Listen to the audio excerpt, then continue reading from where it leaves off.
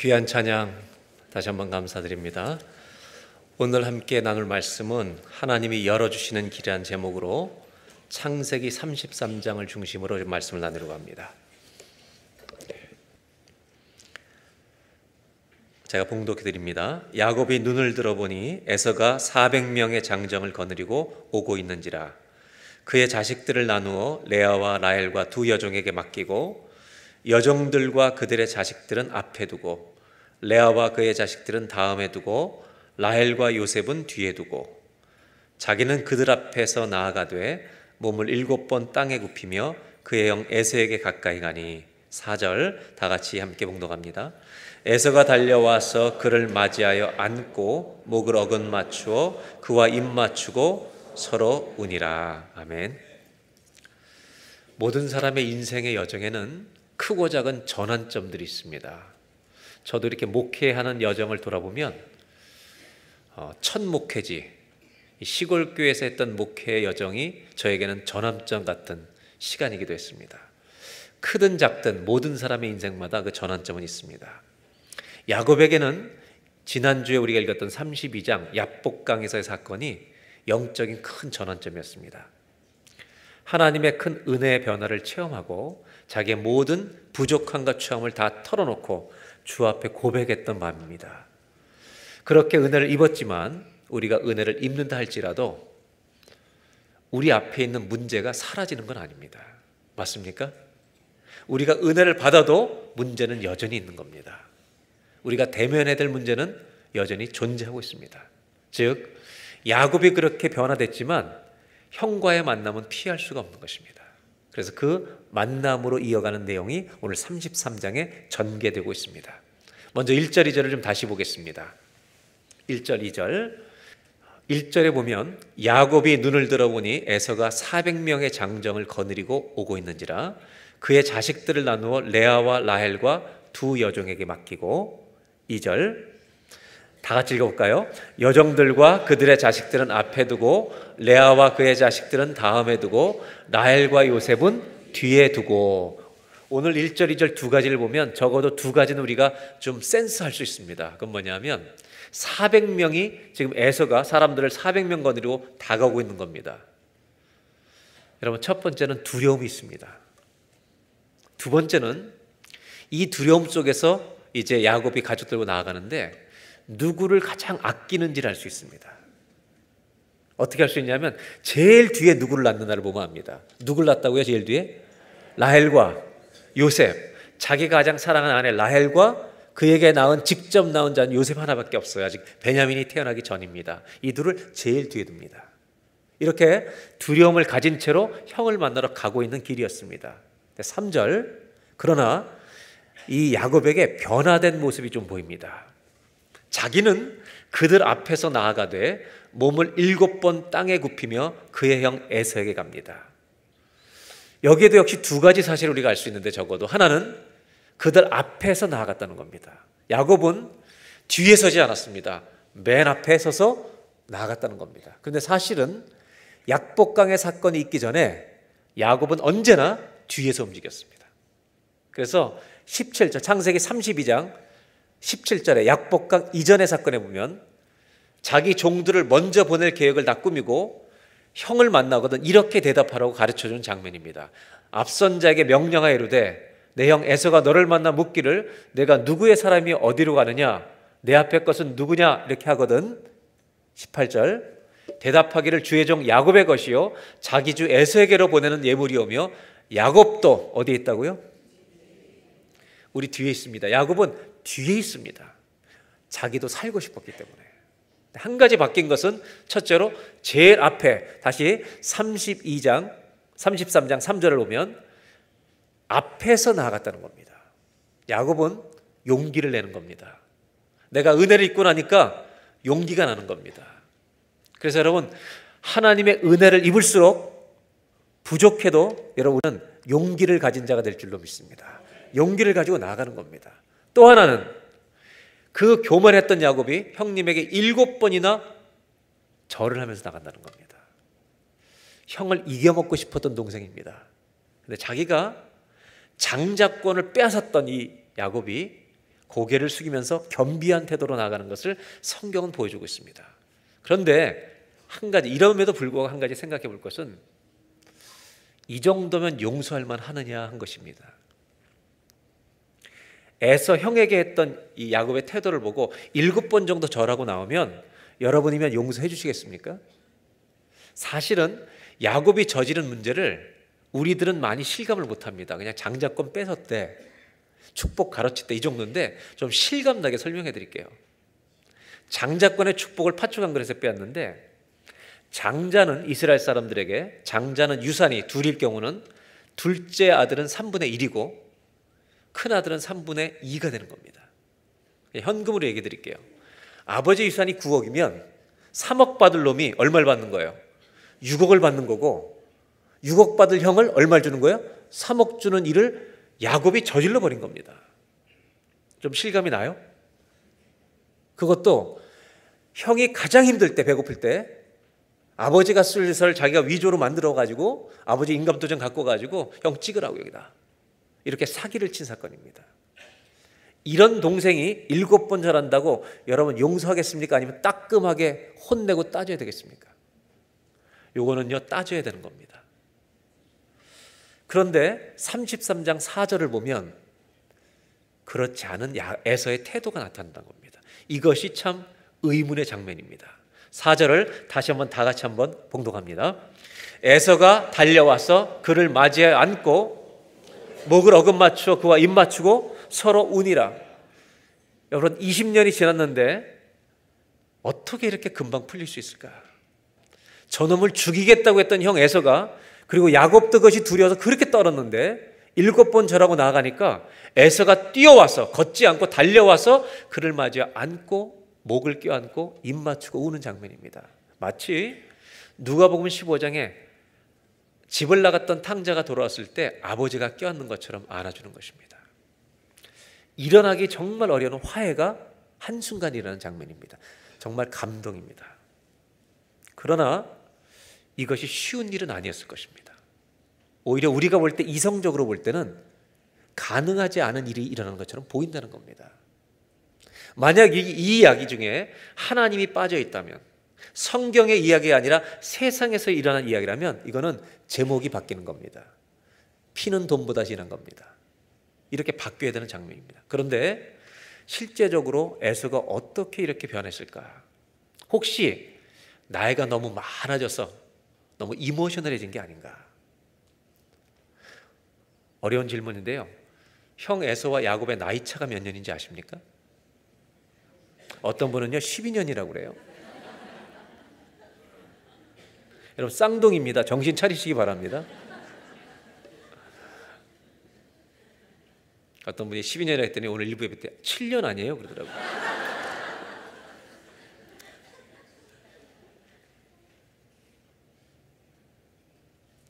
야곱이 아버지 집에서 도망칠 때가 결혼하기 전입니다.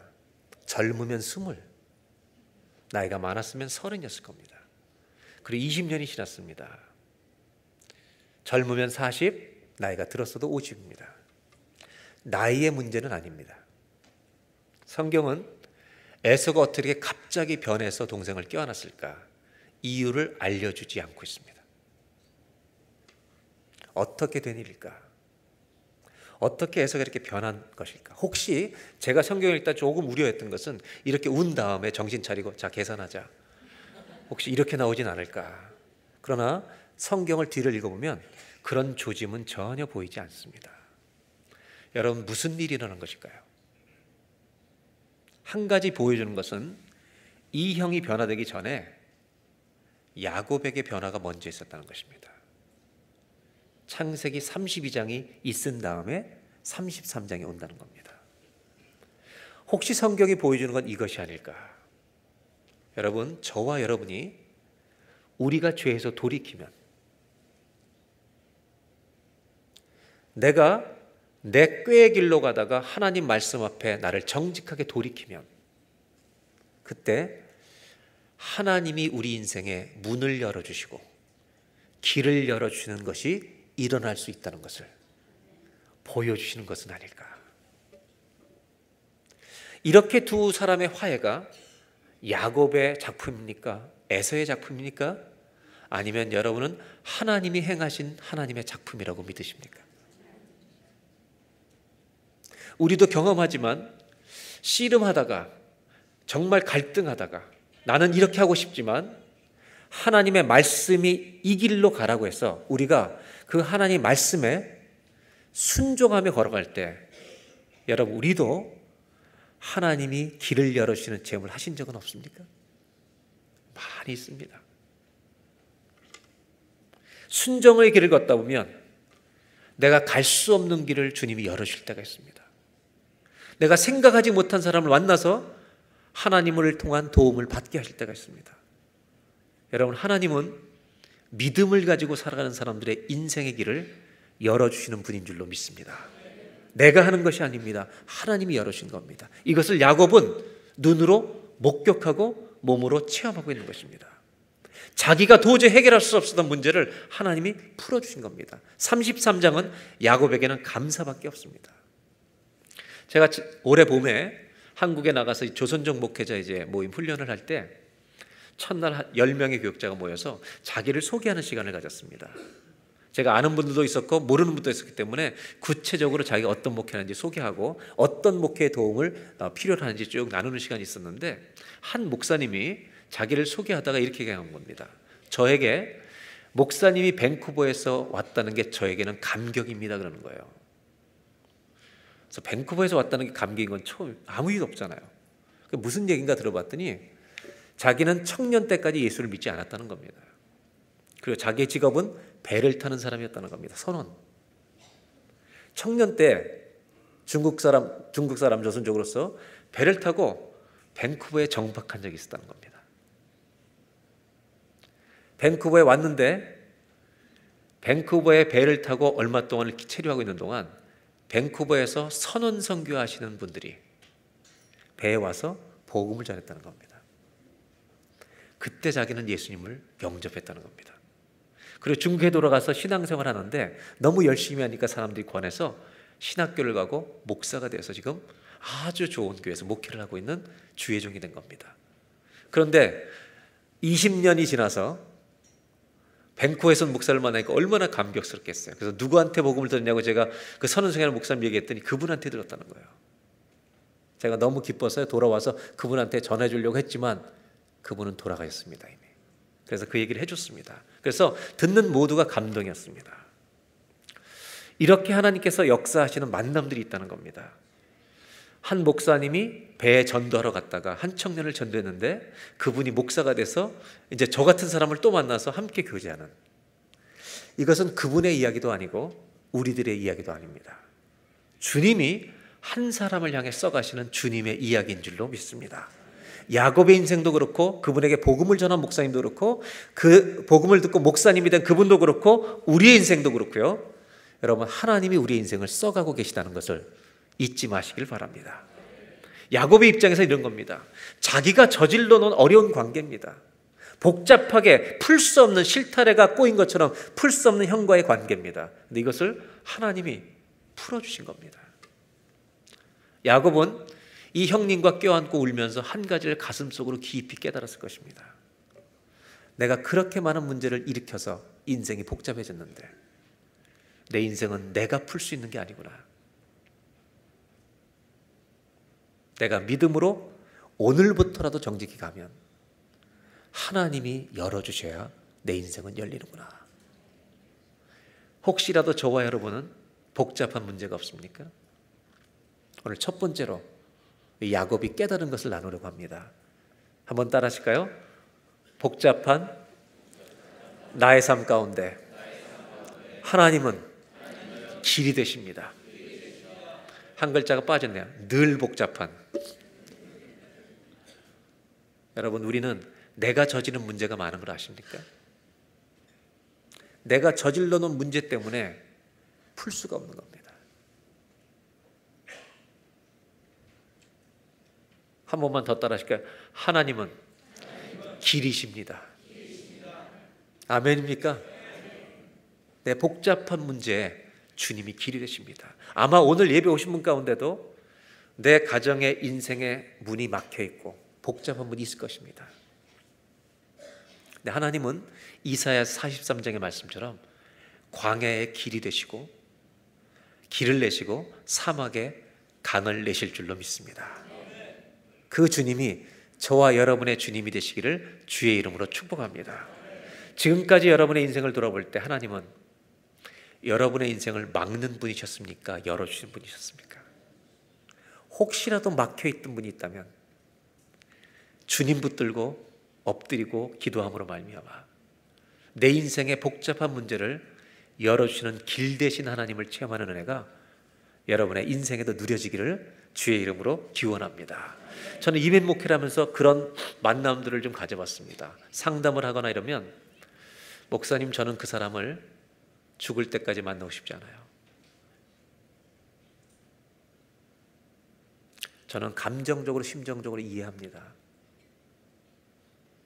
그러나 그렇게 살다가 가지는 마십시다. 주님, 관계의 문도 주님이 여시면 열릴 줄로 믿습니다. 그런 껴안고 포옹하는 회복이 일어나는 신앙의 여정 되시기를 다시 한번 주의 이름으로 기원합니다. 그리고 나서 여러분, 이 형과 아우가 이렇게 20년 동안 울고 났는데 형이 보니까 가족들이 너무 많은 거예요. 종들도 많고. 그래서 물어봅니다. 5절에 에서가 눈을 들어 이제 33년 5절에 도대체 누구냐다 이 사람들이. 이들이 누구냐? 야곱이 이르되 형님을 만나지 못한 20년 동안 하나님이 주의 종에게 은혜로 주신 자식들입니다. 6절 그때 여종들이 그의 자식들과 더불어 나와 절합니다. 여러분, 이 자식들은 베냐민이 안 태어났으니까 11명인데 거기 딸도 있죠. 디나라고 12명의 자식이 있는데 에서가 관계로 어떻게 되는 겁니까? 이 아이들의 큰아버지입니다. 여러분, 조카를 보면 이뻐요, 안 이뻐요? 얼마나 이쁩니까? 20년 만에 12명의 자녀들이 다 있는, 얼마나 기쁘겠어요. 용돈을 막 주고 싶은 마음이죠.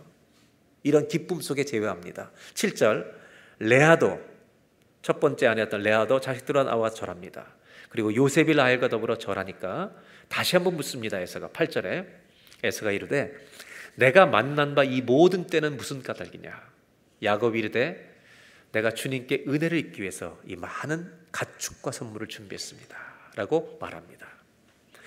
여러분들이 정답을 맞출 거라고 기대하진 않지만 그래도 기억나시는 분이 있을 것 같아요. 몇 마리의 가축을 주려고 선물을 준비했었죠? 550마리. 저 집사님은 공부를 잘하게 생긴 건 아닌데 말씀을 잘 기억하네요. 550마리의 선물이 가축이니까 얼마나 많겠어요. 이걸 보고 부담스러우니까 뭐냐?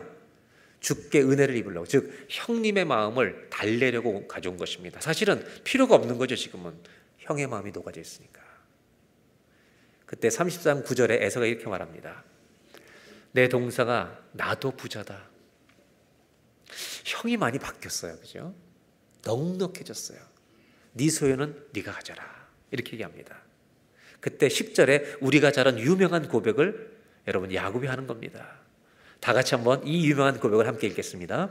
야곱이 이르되 그렇지 아니하니이다. 내가 형님의 눈앞에서 은혜를 입었사오면 청하건대 내 손에서 이 예물을 받으소서. 내가 형님의 얼굴을 배운즉 하나님의 얼굴을 본 것 같사오며 형님도 나를 기뻐하심이니이다. 형님의 얼굴을 보니까 누구 얼굴을 만나는 것 같다고요? 이렇게 인자한 형님을 만나니까 꼭 주님 뵙는 것 같다는 겁니다. 그리고 11절에 하나님이 내게 은혜를 베푸셨고 내 소유도 조카오니 청하건대 내가 형님께 드리는 예물을 받으소서 하고 그에게 강권함에 받으니라. 그래서 형님이 받게 됩니다. 그래서 성서학자들 중에는 이 받는 장면을 넉넉한 에서의 마음이지만 야곱의 이 화해를 받아들이는 증표로 받았다고 해석을 하기도 합니다. 그래서 이렇게 끝이 납니다. 그런데 형님의 얼굴을 본즉 주님의 얼굴을 뵌 것 같다고 말하는 이유는 32장의 약복강의 체험 이후에 이 하나님의 얼굴을 거기서 또 표현하고 있습니다. 32장 30절을 보면 야곱이 하나님을 대면한 다음에도 죽지 않았기 때문에 너무 그것이 감사해서 그곳 이름을 하나님의 얼굴이란 뜻의 브니엘이라고 명명합니다. 즉 하나님의 은혜를 입고 그 은혜를 입은 감격 속에 브니엘이라고 이름을 적기 때문에, 다시 말하면 형님을 보고 하나님의 얼굴을 뵙는 것 같다는 말은 내가 약복강에서 받은 은혜 같은 은혜를 형님 통해서 또 받습니다, 이렇게 말하는 겁니다. 여러분, 오늘 우리 예배에 와 있는데 옆 사람의 얼굴이 어떤지 잠깐만 한번 살피시기 바랍니다. 이분의 얼굴이 누구 얼굴 같은가? 아직 멀었습니다, 그렇게 얘기하면 안 되고요. 상처를 주지 말고 서로 이렇게 한번 축복하면 좋겠습니다. 오늘 형제님 자매님의 얼굴을 보니까 주님의 얼굴을 보는 것 같습니다 하고 손을 한번 꼭 잡아주시기 바랍니다. 사랑의 인사 한번 하겠습니다.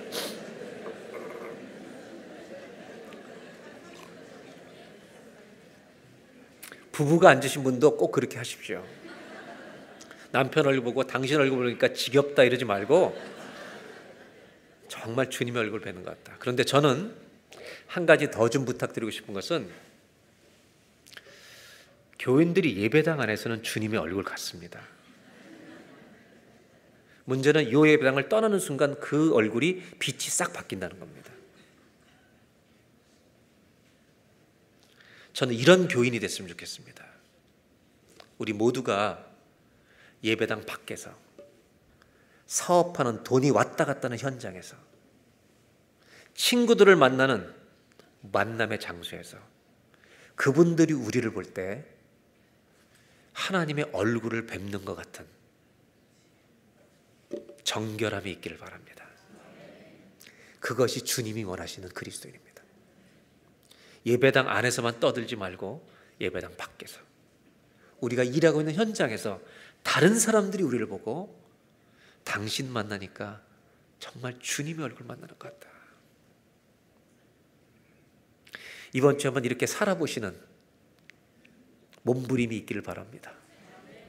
얼마나 다른 사람에게 거룩한 영향력이 되겠습니까? 이렇게 이제 아름다운 화해를 나눈 다음에 문제가 일어납니다. 이제 이 12절부터는 17절까지 좀 여러분들이 이해가 쉬울 수 있도록 세 번역으로 성경을 좀 보여드려 합니다. 12절, 에서가 말합니다. 자, 이제 갈 길을 서두르자. 내가 앞장서마. 나를 따라와라 동생아. 내가 우리 집 가서 너 같이 살자. 이렇게 따라가자고 얘기합니다. 13절, 야곱이 그에게 말합니다. 형님께서도 아시다시피 아이들이 아직 어립니다. 또 저는 새끼 딸린 양떼와 소떼를 돌봐야 합니다. 하루만이라도 지나치게 빨리 몰고 가면 다 죽습니다. 그래서 어리고 그렇기 때문에 형님 따라가기 어렵습니다. 14절, 형님께서는 이 아보다 앞서서 떠나십시오. 그렇게 하시면 저는 앞에 가는 이 가축대와 아이들을 이끌고 그들의 걸음에 맞춰 천천히 에서가 살고 있는 세일로 가는데 세일로 가서 형님께 나가겠습니다. 형님이 있는 동네로 제가 천천히 우리 스피드에 맞춰서 가겠습니다. 형님 먼저 가십시오 라고 하는 겁니다. 형님이 살던 곳이 어디라고요? 세일입니다. 이 세일은 조금 이따 지도로 보여지겠지만 형님의 지금 자리를 잡고 있는 곳입니다.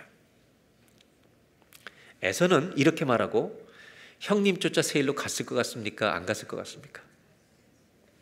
15절을 보겠습니다. 에서가 말하였다. 그렇다면 너 여기가 무서운 동네다. 사람들이 강도짓도 할 수 있으니까 내가 나의 부하 몇을 너와 같이 가서 좀 보호해 줄게 라고 얘기합니다. 야곱이 말리는 겁니다. 그러실 필요 없다고. 왜냐하면 딴 길로 갈 거니까. 그러실 것까지는 없습니다. 형님께서 저를 이렇게 따뜻하게 맞아야 주신 것만으로도 만족합니다. 16절, 그날로 에서는 그래서 다 만류하니까 길을 떠나 자기가 살던 세일로 돌아갔고, 이 세일이 여러분 이 에서가 누구의 조상이 되면 에돔의 조상이 되는 겁니다. 세일이 에돔 지역이 되는 겁니다. 여기서 다음 17절이 중요합니다. 야곱은 어디로 갔을까요? 다 같이 읽겠습니다. 야곱은 숲곳으로 갔다. 여기까지만 읽으면 됩니다. 에서는 세일로 가고 야곱은 숲곳으로 갑니다. 사실은 하나님이 부르심 때문에 고향으로 돌아가는 내려가는 길입니다. 그러면 형님한테 나 하나님 따라 하나님 말씀 따라 이 길을 가고 있는 중입니다라고 말할 수 있습니다. 그런데 거짓말했다는 말은 혹시 집으로 불러갖고 죽이지 않을까? 이런 약간의 두려움이 아직도 남아있는지 모릅니다. 지도를 잠시 보겠습니다. 바단 아람이라고 하는 제일 위에 이 지역은 삼촌집 있는 곳, 20년을 살던 곳입니다. 거기에 내려서 여러분 아시는 대로 브니엘에서 건너서 에서와 만났다가 에서는 세일로 내려가고 아래로 그 세일이라는 쪽에 가면 세일산이 있습니다. 그리고 야곱은 형을 보낸 다음에 세일로 안 가고 간다고 해놓고 숫곳으로 가는 겁니다. 그리고 나서 세겜을 거쳐 베델과 헤브론에 가서 결국 이제 아버지 집으로 돌아가는 장면이 이제 계속 이어지는 것입니다. 자, 그러면 야곱은 형을 속였습니까? 안 속였습니까? 속였어요? 안 속였어요? 지금 형을 속이기 바로 전에 일어난 일은 뭐냐면 화해입니다. 그렇게 울고 또 속이는 겁니다. 여러분 정신 차리십시오. 울고 불고 찬송 부른 다음에 또 속일 수 있습니다. 더 심한 것은 약복강의 기가 막힌 은혜의 체험을 하고 하나님의 그 축복을 받고 야곱은 똑같은 짓을 하고 있다는 겁니다. 은혜를 입었는데 순간적으로 옛 모습이 옛 자아가 등장하는 겁니다. 형을 믿지 못하고 속이고 자기 길로 갑니다. 만일 우리가 어떤 결정적인 은혜를 받을 때 내 속에 있는 성격적 결함들이 한순간에 다 제거될 수 있다면, 다 사라질 수 있다면 그 부분을 드러냈을 것입니다. 그러나 성경 말씀에는 여전히 또 죄짓고 있는 야곱을 보여줍니다. 여러분 회심을 해도 본질적 죄의 문제는 여전히 가지고 있는 겁니다. 생생히 남아있고 때로는 다시 재생될 때가 있습니다. 저는 여기서 조금 문제를 제기하려고 합니다. 그렇게 하나님 붙들고 씨름했던 야곱, 끝까지 안 놓고 나를 축복하자는 보낼 수 없습니다. 나를 진실한 사람으로 만들어달라고 다시는 네 이름 야곱이라 한다, 이스라엘이라 한다. 네 이름 뭐냐 물어보실 때 그동안 애쓰러 살았던 야곱이 내 이름은 야곱입니다. 그랬을 때 주님이 축복하십니다. 그리고 얼마 안 돼서 이 짓을 또 하는 겁니다. 제가 어떤 문제를 제기하고 싶냐면 하나님이 이런 야곱을 보실 때 이렇게 말씀하실 수 있을 것 같아요. 야곱, 너 진짜 마음에 안 든다. 너 또 머리 쓰는구나. 나 너 버리고 싶다. 하나님은 이렇게 하실 수 있는 상황입니다. 우리의 이야기로 돌아옵니다. 우리가 이럴 때가 없습니까? 그렇게 정말 가슴이 저린 은혜를 받고 또 못된 짓 할 때가 없습니까? 우리가 그렇게 살 때 우리 하나님이 우리에게 다시는 너와 관계하지 않겠다고 끊어버리신 적이 있습니까? 나는 너를 다시는 쳐다보지도 않겠다. 나는 너한테 은혜를 베풀지도 않겠다. 주님이 결심하신 적이 있습니까?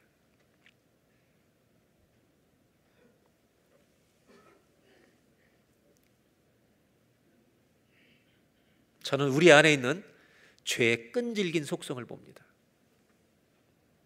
그런데 우리 죄보다 더 끈질긴 게 있습니다. 그건 뭐냐면 이런 야곱에게 끝까지 은혜를 계속 베푸셔서 고향까지 가게 하십니다. 그리고 족장이 되게 하십니다. 하나님은 우리도 이렇게 기르십니다. 은혜 받고도 실수하고 넘어지고 좌절하고 정말 또 사람을 속이고 이런 우리를 포기하지 않고 또 은혜를 주십니다.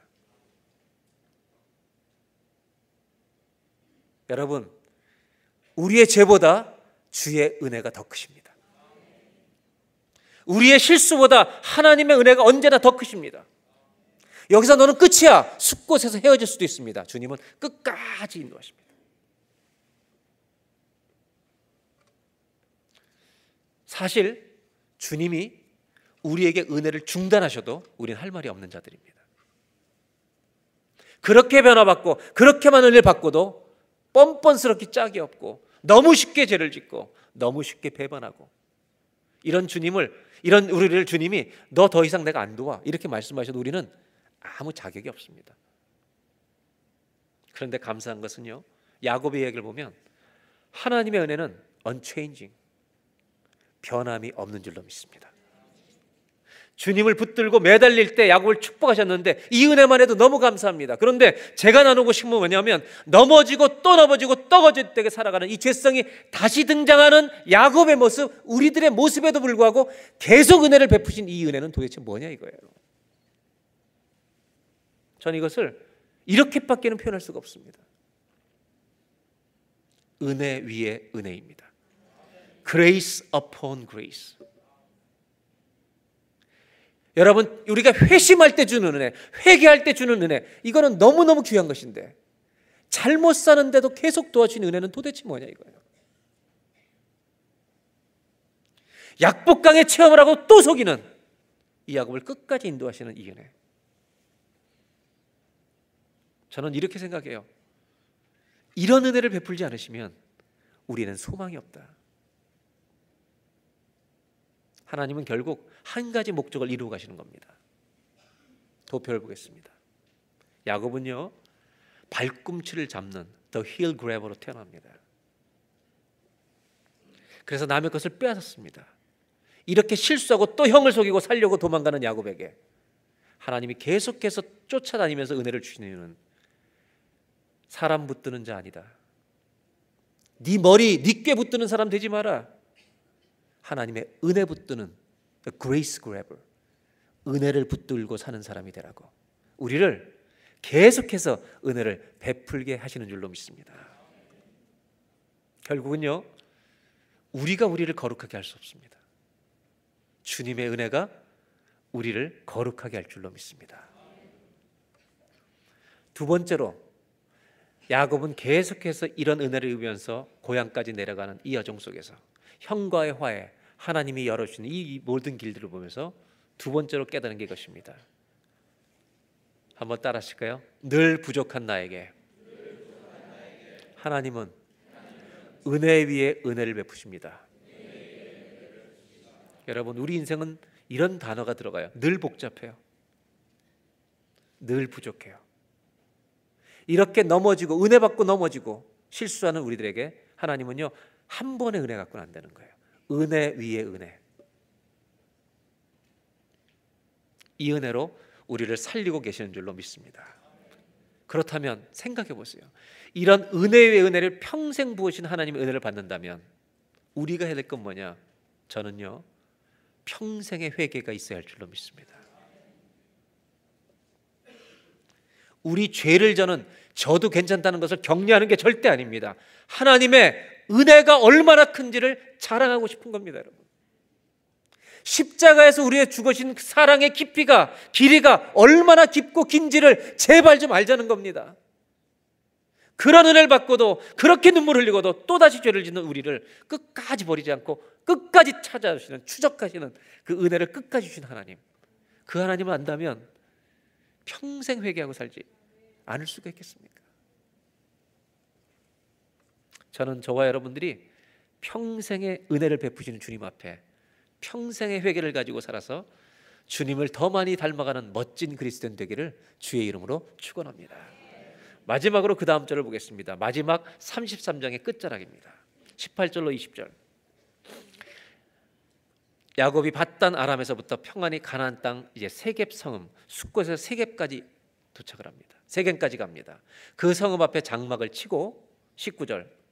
그가 장막을 친 밭을 세겜이라는 그 지역의 아버지 세겜의 아버지 하몰의 아들들의 손에서 베크시타에 샀으며 20절 다 같이 읽습니다.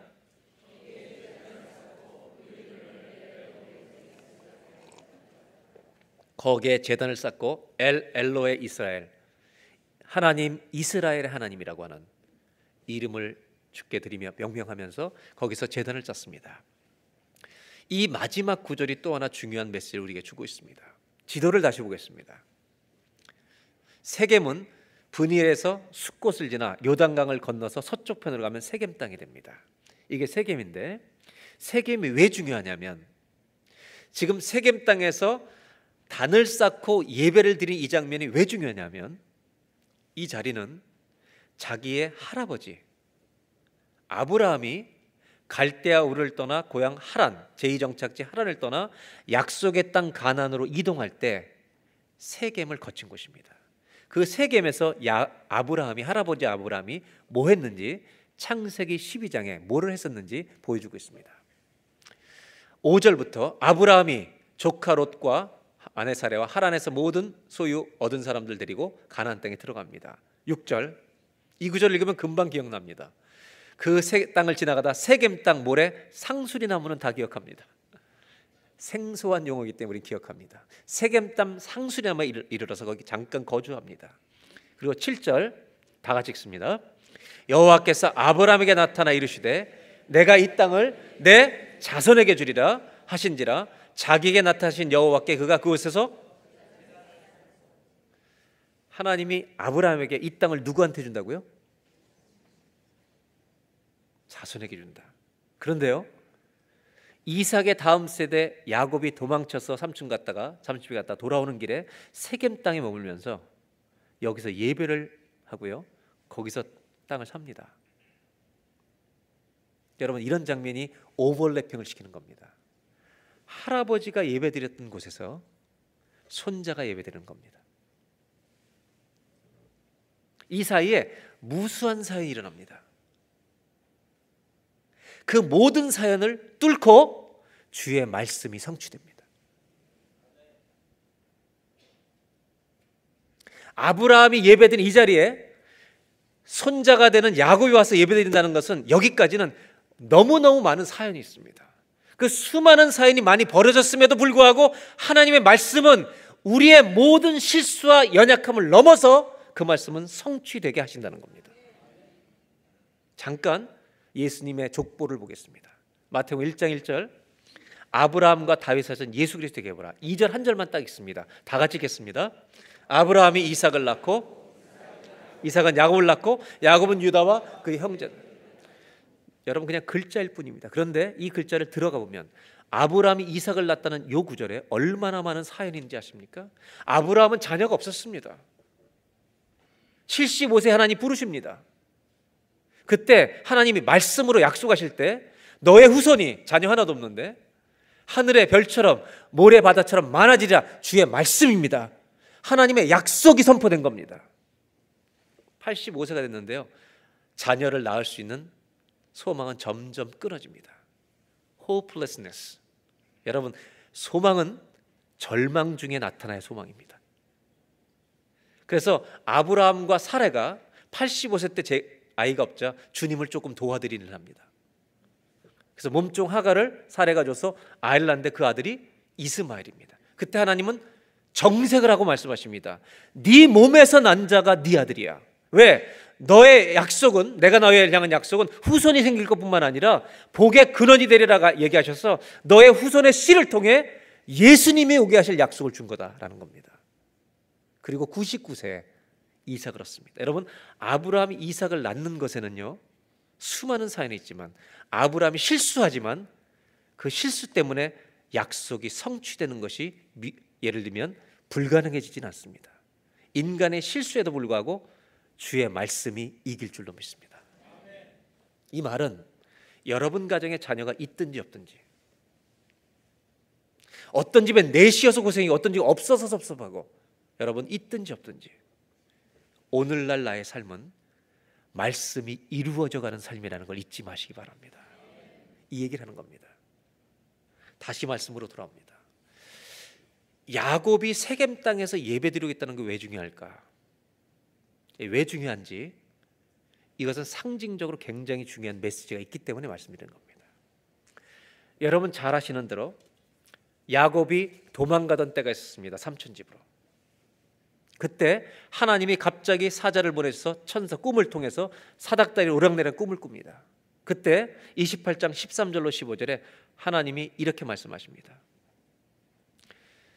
여호와께서 이르시되 나는 여호와니 너의 조부 아브라함의 하나님이요. 아브라함부터 얘기합니다. 너의 아버지 이삭의 하나님이야. 내가 누워있는 땅을 내가 너와 내 자손에게 가나안 땅을 주겠다는 겁니다. 그리고 14절, 내 자손이 동서남북으로 퍼져갈 거라고 말합니다. 그리고 결정적인 약속을 15절에 하십니다. 다 같이 한번 읽겠습니다. 내가 너와 함께 있어 내가 어디로 가든지 너를 지키며 너를 이끌어 이 땅으로 돌아오게 할지라. 내가 너에게 허락한 것을 다 이루기까지 너를 떠나지 아니하리라.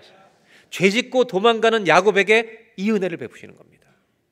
이때 놀래서 여러분 거기다 돌베개를 기둥 삼아서 단을 쌓고 예배드린 거 기억합니다. 그때 야곱이 이런 고백을 하나님께 합니다.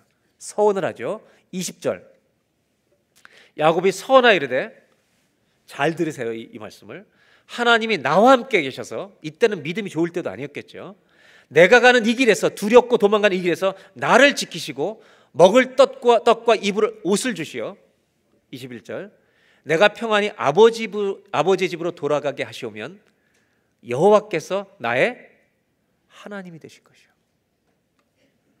만일 이 위기 속에서 나를 살리셔서 말씀대로 나를 지켜주시고 돌아오게 하신다면 하나님은 누구의 하나님이라고요? 아브라함, 이삭의 하나님만이 아니라 내 하나님 됩니다. 이렇게 도망가던 20년 전에 베델에서 기도합니다. 지금 세겜 땅에서 지금 서서 예배를 드리고 있는 겁니다. 뭘 상징하냐면 야곱은 수많은 실수를 되풀이합니다. 근데 내 실수에도 불구하고 믿음을 가진 자들에게 주신 약속을 주님은 반드시 이루어 주십니다. 무슨 말이냐? 내 인생에 내 계획이 있지 않습니다.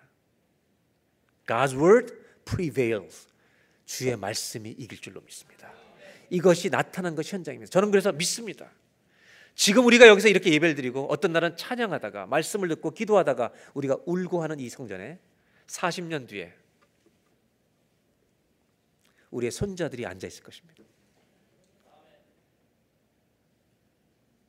우리 아들, 딸들이 엄마, 아빠들이 흘리는 눈물의 의자에서 울고 있을 것입니다. 지금은 그렇게 안 보입니다.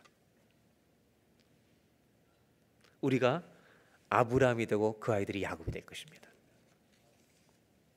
마지막 결론을 좀 나누려고 합니다. 야곱의 계획이 아무리 치밀해도 하나님의 약속을 이기지 못합니다. 그래서 지금은 부족한 투성이지만 세겜 땅에서 다시 서 있는 겁니다. 하나님이 지키신다는 약속, 이렇게 하시면 나의 하나님 되겠다는 말씀이 성취되는 것을 보고 있는 것입니다. 20년을 지나 돌아왔는데 하나님 말씀이 이겼다는 것을 보여주는 장면입니다. 우리의 인생에도 주님은 이렇게 하실 것입니다. 하나님이 열어주시는 길을 따라 내려오면서 야곱이 마지막으로 깨달은 것이 것입니다. 한번 따라 하실까요? 내 인생의 여정에서 하나님의 말씀이 나를 이깁니다. 어떤 사람에게 이런 일이 나타나면 겨자씨만 해도 주를 믿는 자에게, 겨자씨만한 믿음이라도 진짜 주님을 믿는 자들에게, 우리의 술수와 넘어짐 때문에 주의 말씀이 중단되는 게 아니라 우리가 그 믿음을 가졌기 때문에 주님은 말씀이 우리 인생에 성취되게 하십니다. 여러분, 저와 여러분의 인생이 내가 못 이깁니다. 주님이 이기실 줄로 믿습니다. 오늘 이렇게 고백하시면 좋겠습니다. 한번 따라 하실까요? 하나님이 이기셨습니다. 아멘입니까? 빨리 항복하고 돌아오는 은혜가 있기를 주의 이름으로 축복합니다. 기도하겠습니다. 우리 이 시간 다 같이 기도할 때 하나님이 열어주시는 길이 있습니다. 하나님이 열어주시는 시간이 있습니다. 그런데 야곱의 인생을 추적하여 가다 보면 그 하나님의 놀라운 은혜를 입고도 약복강의 체험을 하고도 또 속이는 추한 모습을 봅니다. 이게 야곱만이겠습니까? 그렇게 큰 은혜를 받고도 또 잘못을 저지르는 우리가 바로 야곱이 아닙니까? 그런데 이상한 것은 너 정말 이런 사람이냐? 주님은 포기하지 않으시고 실수하는 야곱을 똑같이 추적해서 그의 죄성보다 더 끈질긴 사랑으로 계속 쫓아다니며 은혜를 베푸십니다. 은혜 위에 은혜가 아니겠습니까? 이 시간이 기도합니다. 우리 인생도 주님 야곱과 같습니다. 하나님이 나에게 은혜 위에 은혜를 베푸셨습니다. 그렇게 넘어지고 못된 짓을 하는데도 나를 놓지 못하시는 주님의 사랑은 얼마나 그 사랑이 긴 것입니까? 당신의 사랑은 얼마나 이렇게 깊은 것입니까? 그 사랑이 아니면 내게 소망이 있는 것입니까? 그 은혜가 아니라면 나에게 정말 소망이 있는 것입니까, 주님? 이 은혜를 베풀어 주셔서 감사합니다. 은혜 위에 은혜입니다. 은혜 위에 은혜. 회심할 때만 베푸시는 은혜가 있는 것이 아니라 그렇게 잘못하는데도 베푸시는 은혜가 있다는 것, 이것이 나를 주님 앞에 돌아오게 하는 것입니다. 내가 나를 거룩하게 하는 것이 아니라 주님의 은혜를 맛보는 자들이 거룩하게 될 줄로 믿습니다. 하나님 기도합니다. 반복하지 않게 하여 주시고 예수님을 닮아가는 평생의 회개가 있는 하나님의 자녀가 되게 하여 주시옵소서. 하나님, 내 인생에서 내 계획이 이기는 것이 아니라 주의 말씀이 이길 줄로 믿습니다. 이기셨습니다. 이긴 것을 알게 하여 주시옵소서. 다 같이 기도할 때 은혜 위에 은혜를 베풀으셔서 감사합니다. 평생의 은혜를 베푸시니 감사합니다. 평생의 회개를 가지고 살게 하여 주옵소서. 다 같이 한번 합심하여서 기도하겠습니다. 하나님, 하나님의 은혜는 얼마나 긴 것입니까? 얼마나 하나님 끈질길 것입니까? 우리를 포기하셔도 되는데, 너 정말 이렇게밖에 못 살겠네, 끊어버려도 되는데 끊지를 않으십니다. 끝까지 추적하십니다. 끝까지 따라오십니다. 끝까지 붙들어 주십니다. 끝까지 우리를 돌아오게 하십니다. 야곱이 이 은혜가 아니었다면 어떻게 주님 족장이 됐겠습니까?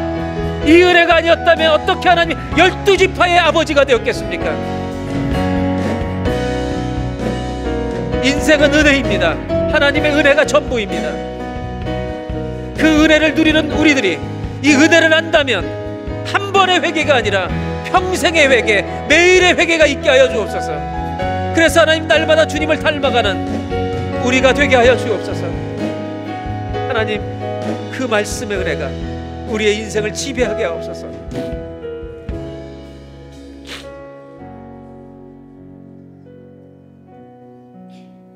하나님, 야곱이 아버지 속이고 형을 속이고 도망가는데 왜 그 길에 나타나셔서 그 못된 놈을 내가 너 지켜주겠다고 은혜를 베푸십니까?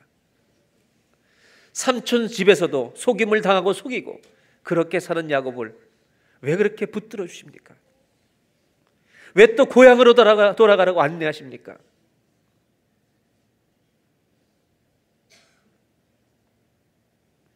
약복강에서 모처럼 회심을 하고 내 이름이 뭐냐고 물어보시는데 야곱이라고 그렇게 정직하고 고백하고 회개하고 그를 축복해 주셨는데 또 속이는 야곱, 이 정도면 주님 이제 버릴 만도 하시지 않습니까? 근데 왜 못 버리시는 겁니까? 혹시 우리에게 주님을 향한 작은 믿음이 있어서 그러십니까?